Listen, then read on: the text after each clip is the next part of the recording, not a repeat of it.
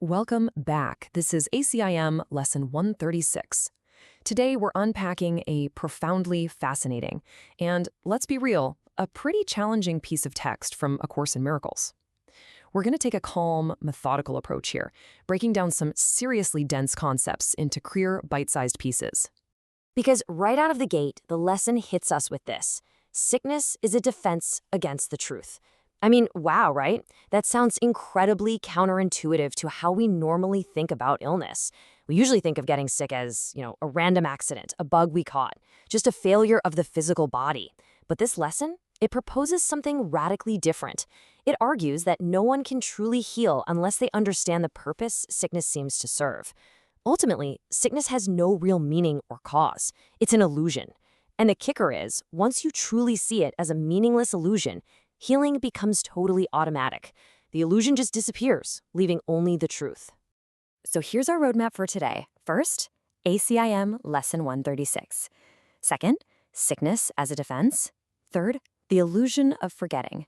Fourth, fear of the truth. Fifth, the practice of healing. And finally, maintaining a healed mind. Let's jump in. Starting with Section 2, Sickness as a Defense, Redefining Illness. Okay, we really need to redefine our terms here. The text explicitly defines sickness not as an accident, but as an insane device for self-deception. Think about that. It's actually a decision, a choice made by the mind to serve a hidden agenda.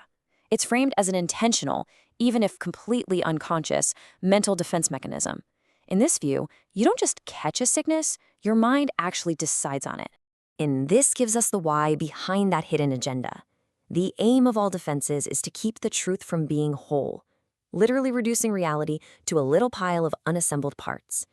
It's kind of like a giant mosaic.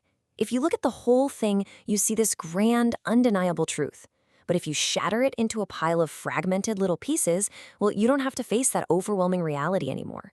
Defenses break the truth down so we don't have to deal with the sheer magnitude of it. Which brings us to Section 3, the illusion of forgetting, how the mind tricks itself. Now you're probably asking yourself, if I'm choosing to be sick, why on earth don't I remember doing it? Well, the text lays out this rapid-fire sequence of how this unconscious choice happens. First, your mind evaluates a threat, some profound truth it absolutely doesn't want to face. Second, it sets up a defense. The lesson actually calls this a secret magic wand you wave to instantly protect your beliefs. And third, and this is absolutely crucial, you forget the plan. You wipe your own memory of ever making the decision in the first place. It's this quick forgetting that makes the whole thing work, because you instantly forget your part in creating the defense. The sickness feels entirely external. It feels like this thing that is attacking you from the outside, just a happening completely beyond your control, rather than an internal choice you made yourself. That forgetting, it's literally the glue holding the entire illusion together. Moving to Section 4. Fear of the truth, why we choose illness. So why do we do this? It all stems from a stark contrast. On one side, you have the body in illusion, described here as dust, weak, meant to suffer, and bound by death. On the other side, you have truth and God, described as whole, unalterable, sinless, representing everlasting life. Honestly, the sheer boundless magnitude of our true spiritual nature is terrifying to the ego. Because of that fear, sickness is chosen to prove the body is real. Think about it. If your body is in pain, if it's really suffering, it feels incredibly real, doesn't it? Pain anchors us right into our physical form. It acts as a shield against that, as the text puts it, haunting thought that you might actually be something far beyond just a little pile of dust. By suffering, we convince ourselves we are separate from the eternal truth. And in a really strange, twisted way, that separation makes us feel safe in our familiar little limitations. Let's look at the solution in Section 5. The practice of healing, reversing the illusion. So how exactly do we fix this? The lesson gives us a very specific daily practice.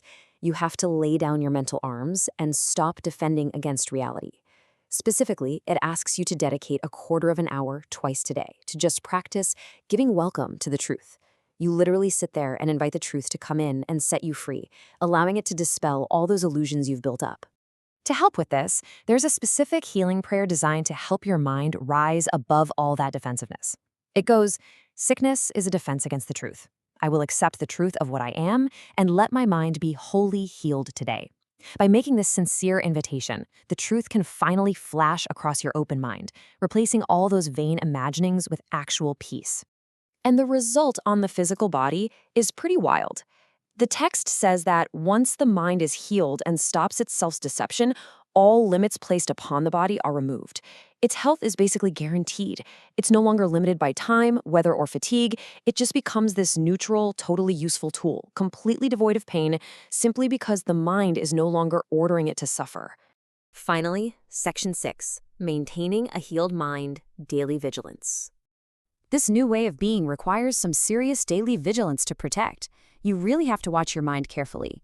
You can't harbor attack thoughts, you can't yield to the judgment of others, and you shouldn't be making anxious plans against future uncertainties.